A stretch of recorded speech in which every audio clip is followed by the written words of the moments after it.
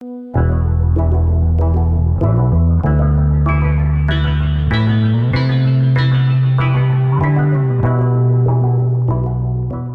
everybody, this is Trenton with the first episode of Understanding Chess with Trenton.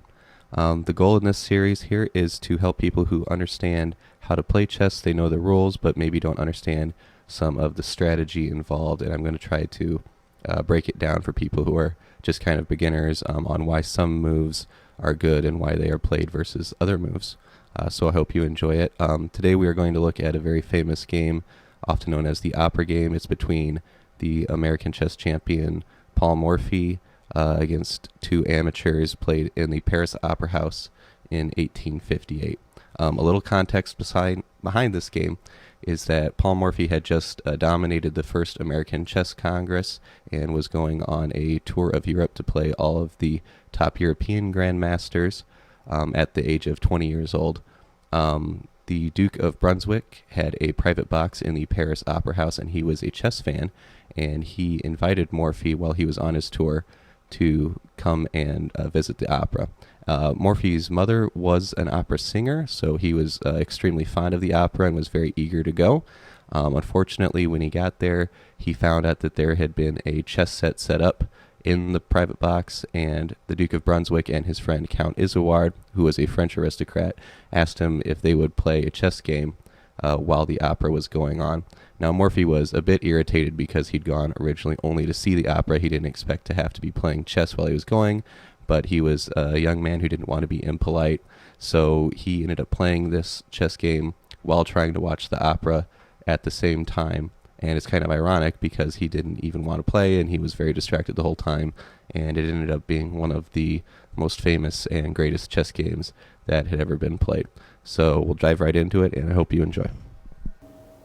The first move of the game here is Paul Morphy played his pawn to e4. Now, if you're not familiar with chess notation, you'll notice on the bottom here and on the sides of the boards, we've got some numbers and letters. And these are just to be able to record chess games and show what moves were played so that we can record things for history and people can analyze them later. So as you can see, pawn to e4 means it's on the e file. He moved it up to the number 4 space. Okay?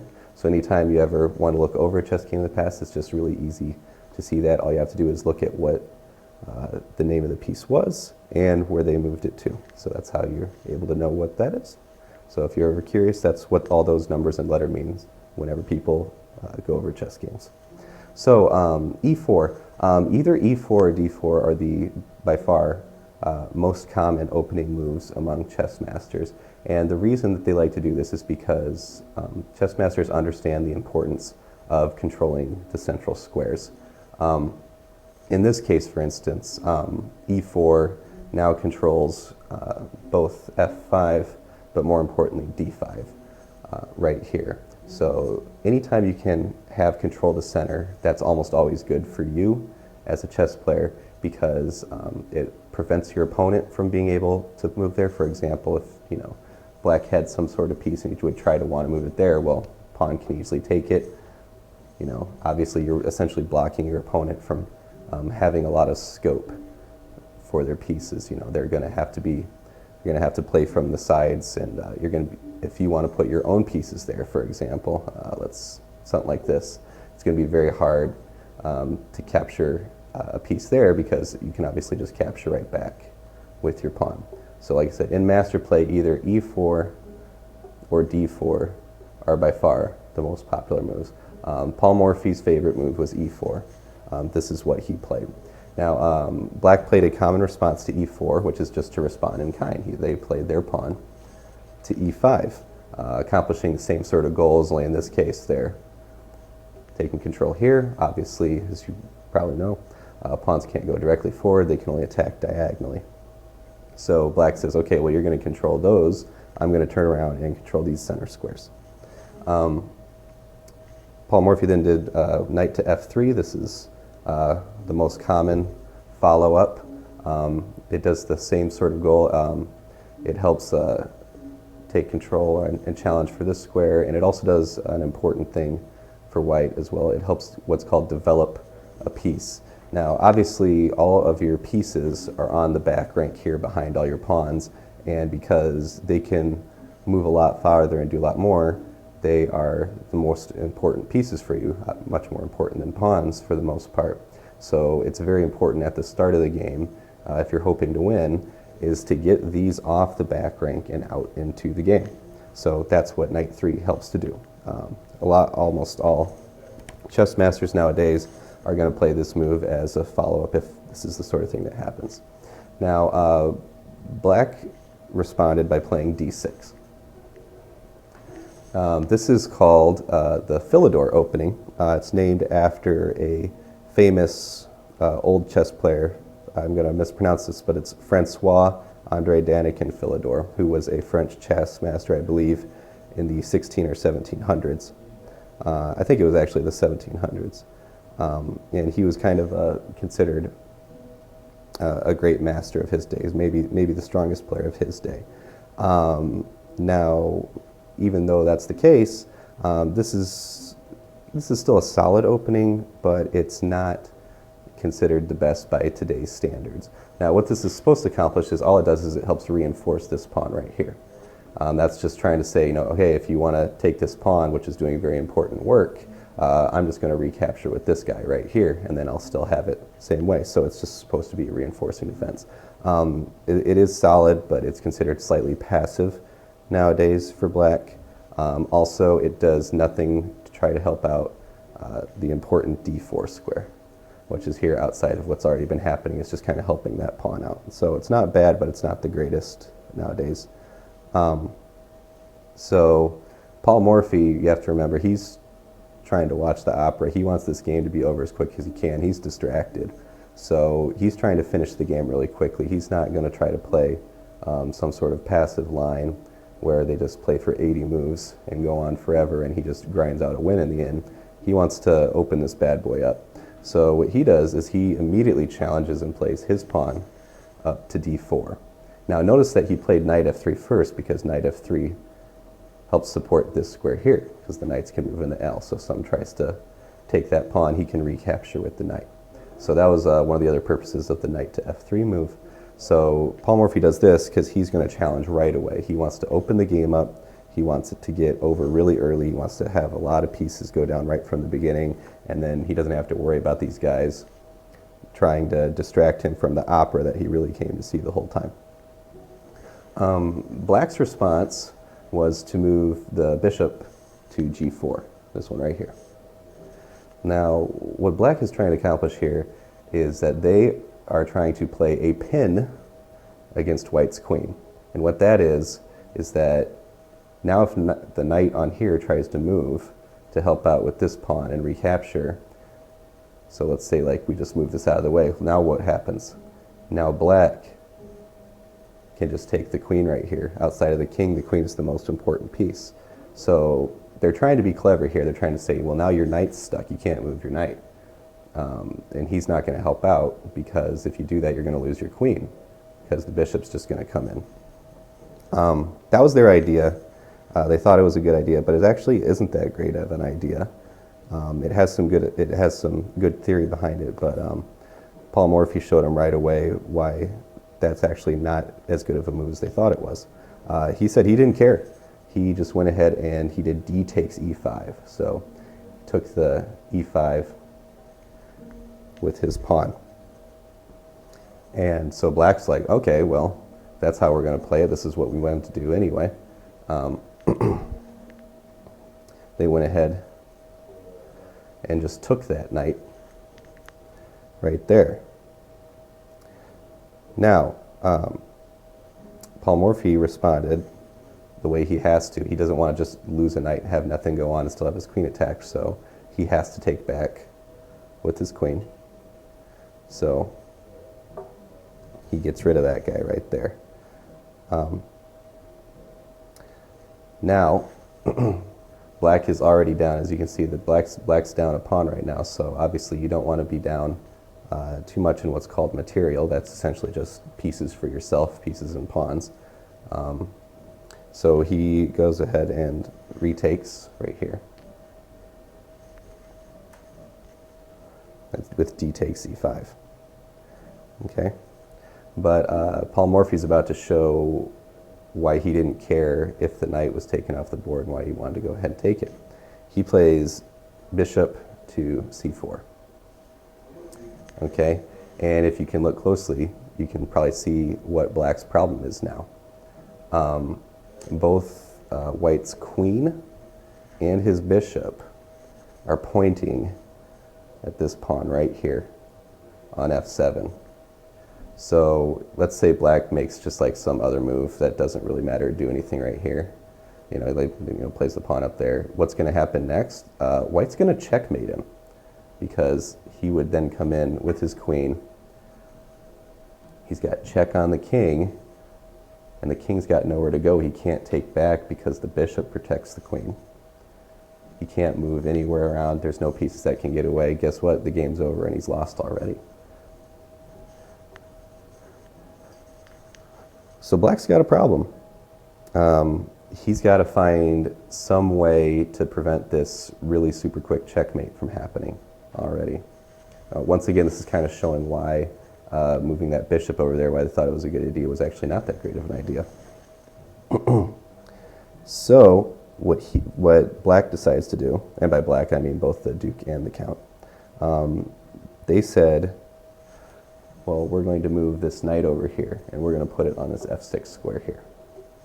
And they thought that what this was going to do is block this queen from being able to come in.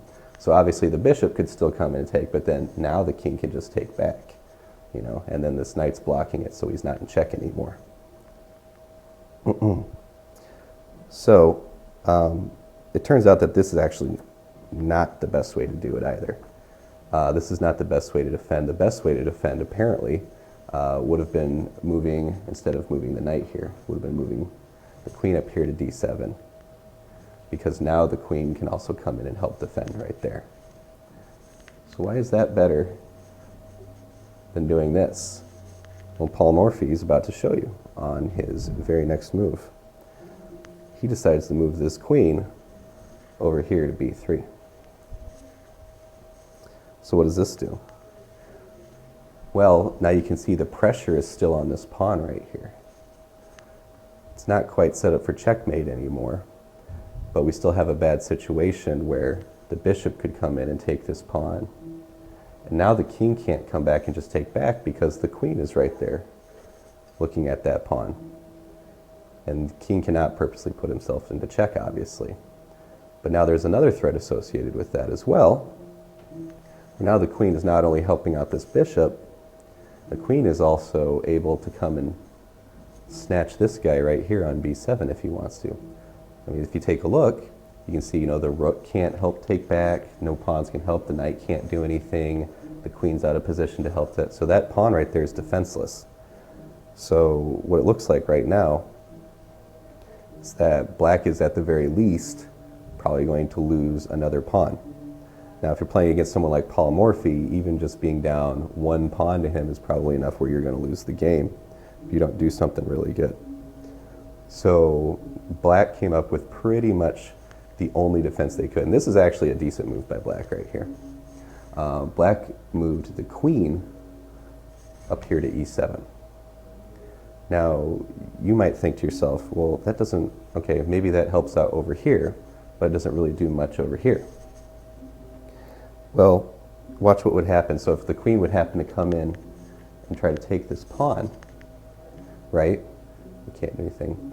This queen can't directly defend, but what it can do is come over here to b4, and we have a check on the white king.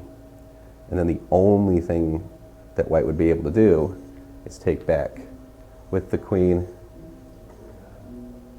and the bishop would come over here with check again. And so now white would be in trouble. Okay?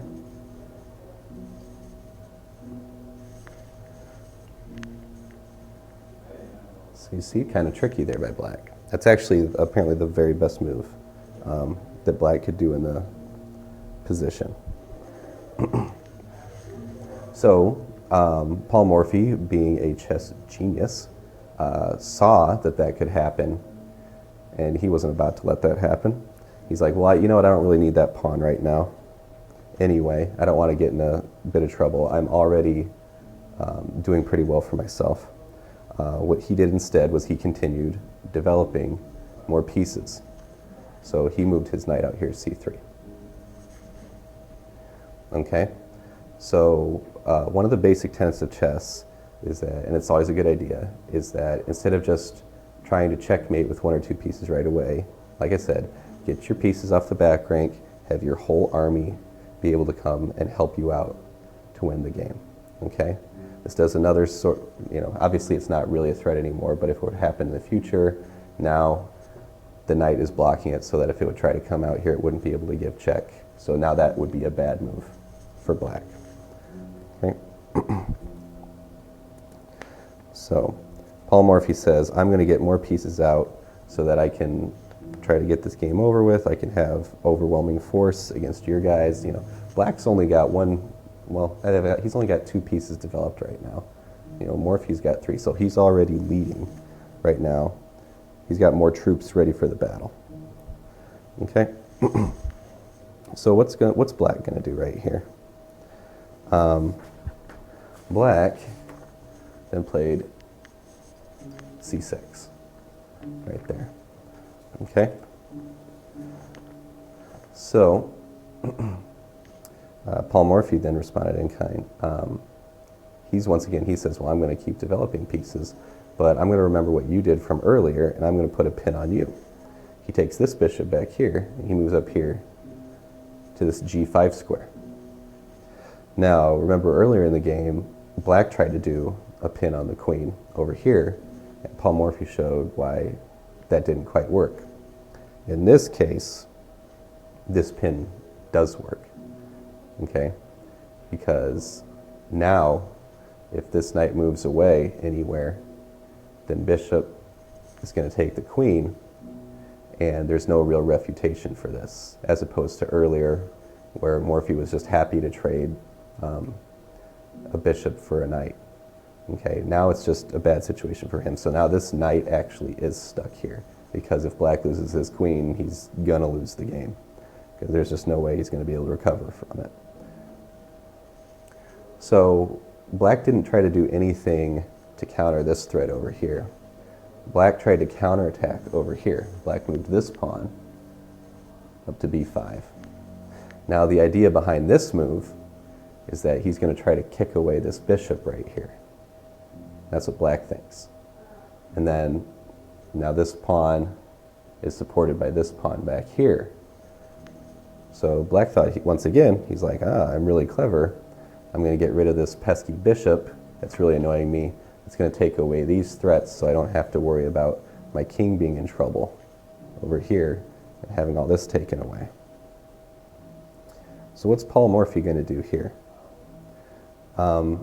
Now, it's important to remember, Paul Morphy's trying to watch an opera while this game's going on.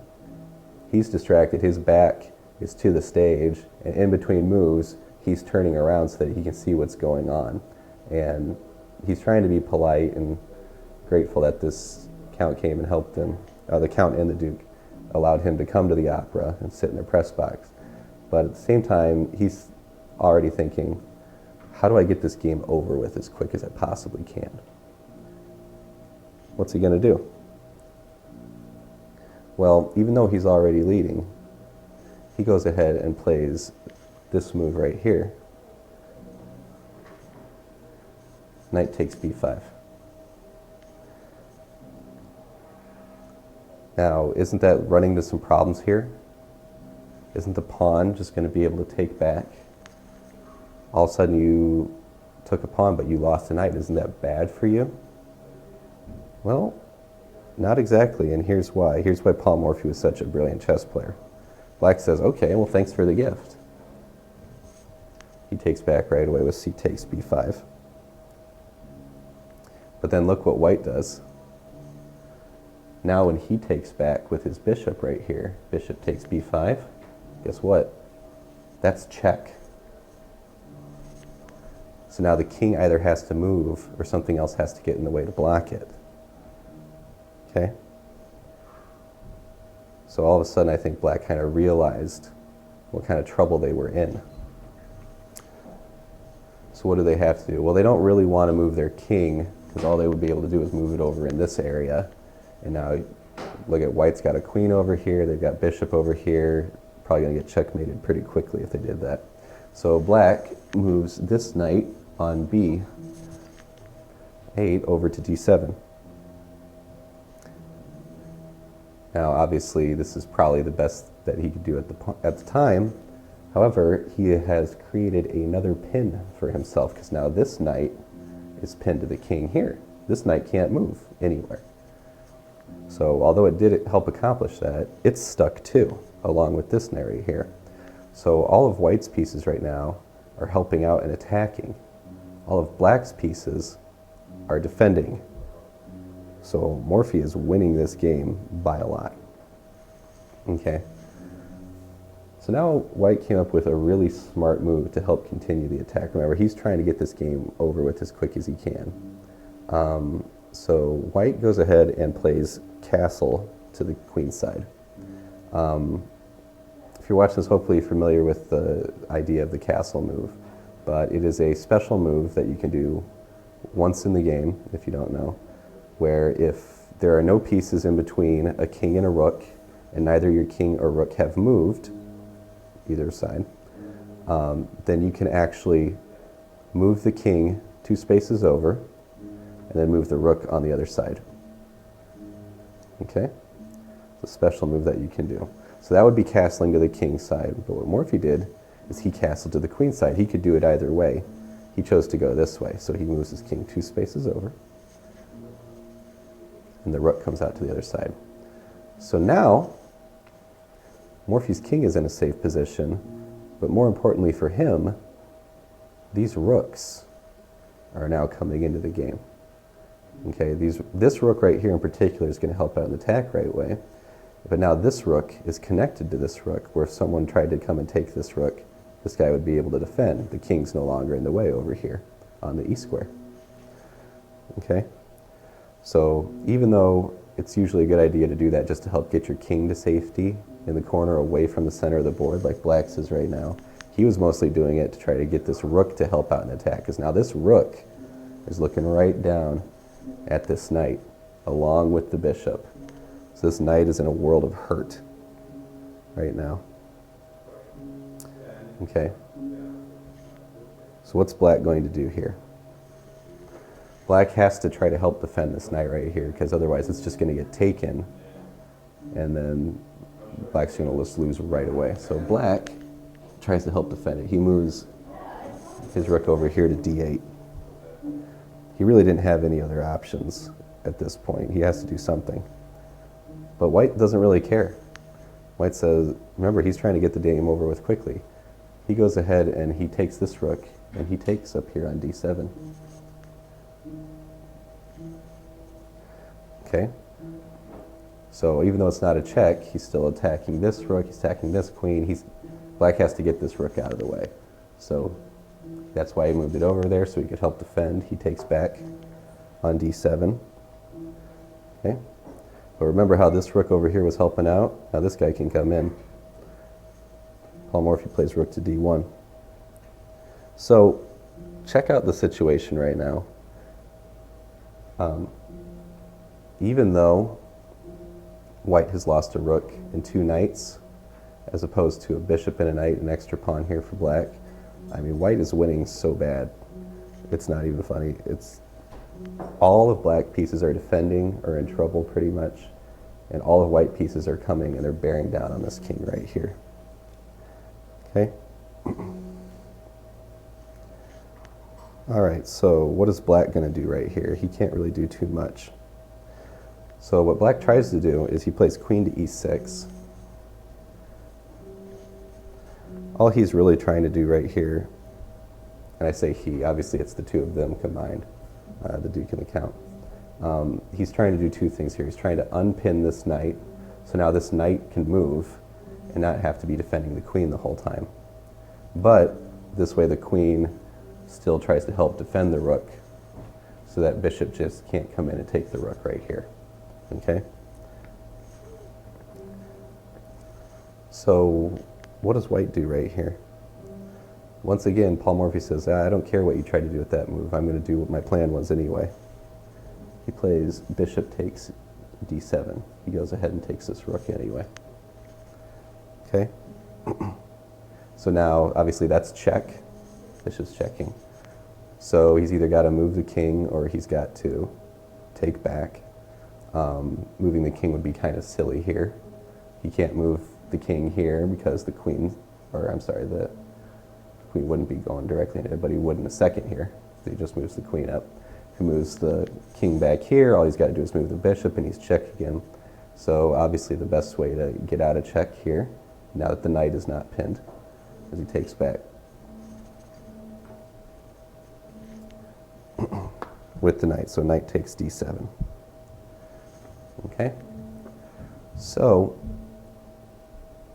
what exactly can white do now? It looks like maybe the attack is petered out. He's only got a few pieces left. We got a lot of pieces exchanged on the board. He's got a queen, he's got a rook, he's got a bishop. How can he get this game over with and win right away? Well, he played one of the most famous moves in chess history. Queen to b8 check. Now, at first, if you have never seen this game before, that looks like it should be a losing move, because the knight right here is defending that square, right? Looks like the knight can just take the queen, and then black should be able to win, right? Well, that's what black did. Black says, okay, let's see what you got. Knight takes b8, but look what happens now. Rook to d8, and guess what? That's checkmate. Rook is attacking the king. King can't move up here because of this bishop right here. Same reason he can't take back, because of the bishop. Can't move over here because he's still in check. And there's nothing that can take the rook. It's checkmate. Game's over in 18 moves. Paul Morphy gets to go back, and he gets to watch the opera again. So, why did he even play queen to b8 in the first place? So, let's see what we got here. So why did he even go back there and do that? His whole idea was that he saw that he could checkmate if the rook was on that square down there, because there's nothing else defending it. The only problem is that this knight is in the way. So he gave up his queen, because there's no other thing that black can do right here. Knight, it has to take with the knight. So the whole point of giving up his queen was to get that knight out of the way so that this rook could come down and play checkmate.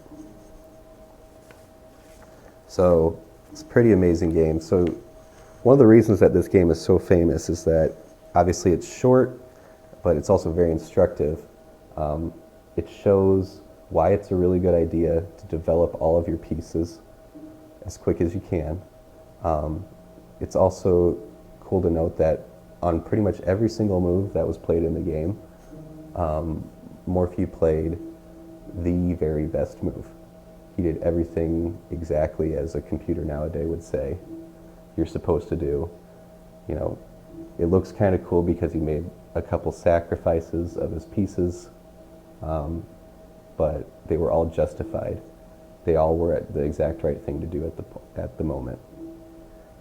Meanwhile, black tries to do a couple things, but you could see right away why they weren't the greatest things to do.